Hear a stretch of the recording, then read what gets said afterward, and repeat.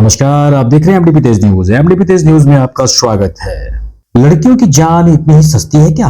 आखिर ये क्या है माजरा? लड़का डिप्रेशन में था, ब्रेकअप बर्दाश्त नहीं हुआ, बस लड़की को मार दिया। बात आखिर बराबरी की क्यों है?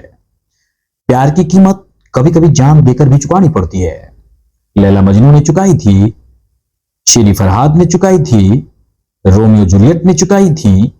प्यार की इन कहानियों में कभी ये नहीं पढ़ाया गया कि प्यार न करने की कीमत भी जान देकर चुकानी पड़ती है, और यह कीमत सिर्फ लड़की को ही चुकानी पड़ती है। 21 साल की सुंदर सी लड़की थी। माता पिता ने बड़े ही लाड़ और नखरे से, बड़े ही अरमानों से कानपुर से दिल्ली एनसीआर भेजा था पढ़ने के लिए, अपने सपने पूरे करने के लिए, जिंदगी में कुछ बनने के लिए। उन्हें क्या पता था जिस लड़की को जिंदा हंसता मुस्कुराता भेजा है वो एक दिन लाश बनकर लौटेगी, और उस हंसती जिंदगी को लाश में बदल देने वाला कोई और नहीं, उसी लड़की की क्लास में पढ़ने वाला एक 21 साल का लड़का है। गलती बस इतनी ही कि लड़की ने लड़के से ब्रेकअप कर लिया, दोस्ती खत्म कर ली, उसका दिया हुआ उपहार लेने से इनकार कर दिया। बस इतना ही हुआ था कि लड़के के हाथ में पिस्टल थी और लड़की के शरीर में लगी गोली। उसके बाद हॉस्टल जाकर लड़के ने खुद को भी गोली मार ली। लेकिन हत्यारा इस मामले में सिर्फ एक ही है, अपराधी सिर्फ एक है, उस मासूम लड़की की जान लेने वाला और खुद अपनी जान देने वाला। लड़की का कोई अपराध नहीं था, लेकिन उसे अपनी जान से हाथ धोना पड़ा। लड़कियों की जान इतनी ही सस्ती है, जन्म से लेकर मृत्यु तक कब किसके हाथों मारी जाए खुदा भी नहीं जानता। बहुत खुशकिस्मत हुई तभी तो पैदा हुई, वरना जन्म से पहले पेट में ही मार डाली जाएगी। जो लड़कियां जन्म से पहले नहीं मारी जाती है उनका क्या होता है? वो कभी परिवार के सम्मान पर ऑनर किलिंग का शिकार होती है, तो कभी दहेज के लिए जिंदा जलाकर मार डाली जाती है। कभी प्यार में असफल लड़का उनके चेहरे पर तेजाब डाला जाता है, तो कभी चाकुओं से गोद दिया जाता है।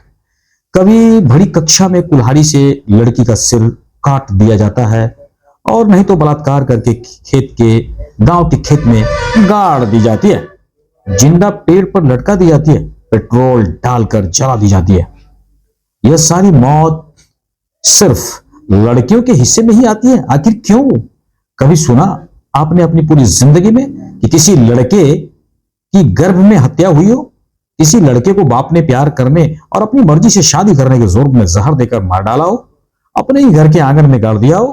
किसी लड़की ने किसी लड़के के चेहरे पर तेजाब फेंका हो, उसे गोली मारी हो, क्योंकि लड़के ने उसका प्रेम प्रस्ताव अस्वीकार कर दिया था?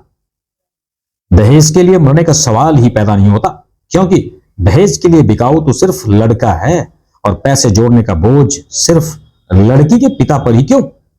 स्त्री होने के हिस्से में और बहुत सारे दुख और दुर्भाग्य आए हैं, लेकिन यह सबसे बड़ा दुर्भाग्य है कि उसे जीने का मौका ही ना मिले। इतनी नामालूम सी वजहों से मर्द उसके जिंदा रहने का अधिकार ही उससे छीन ले। क्या इस हत्या की वजह सिर्फ इतना ही था कि लड़का डिप्रेशन में था?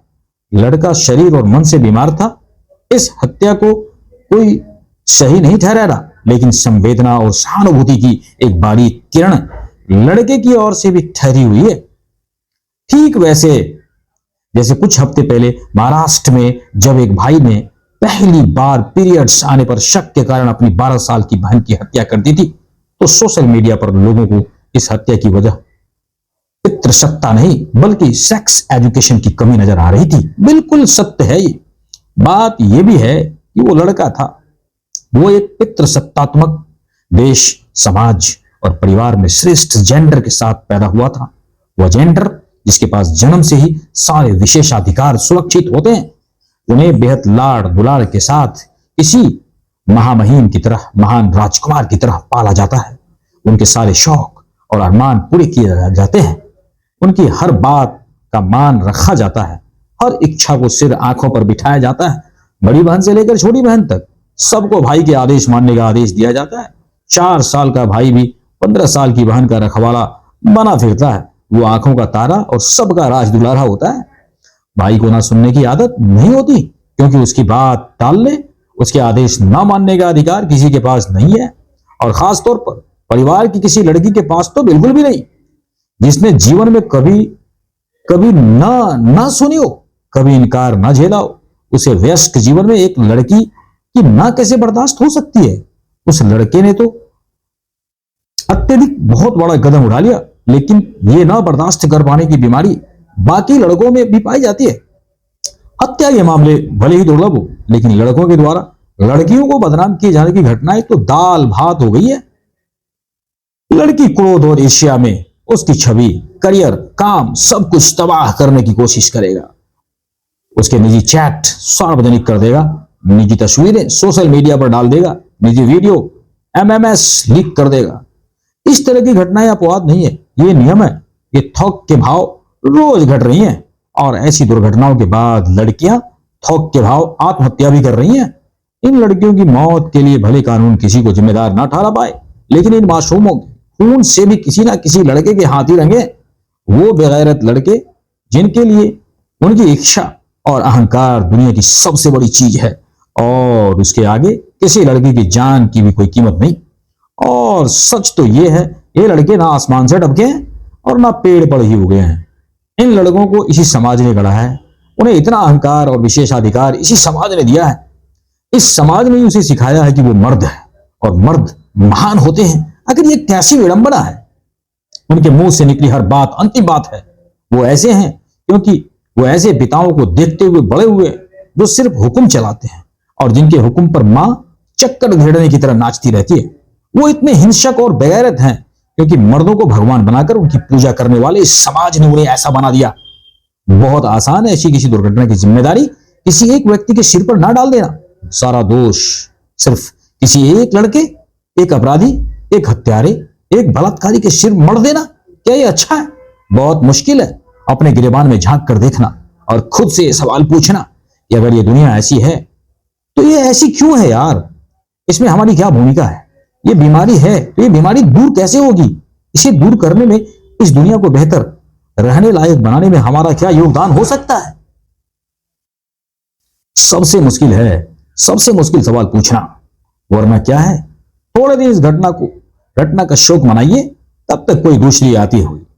अगला कॉलम हम क्या बताएं आपको, आप खुद जानते ही हैं।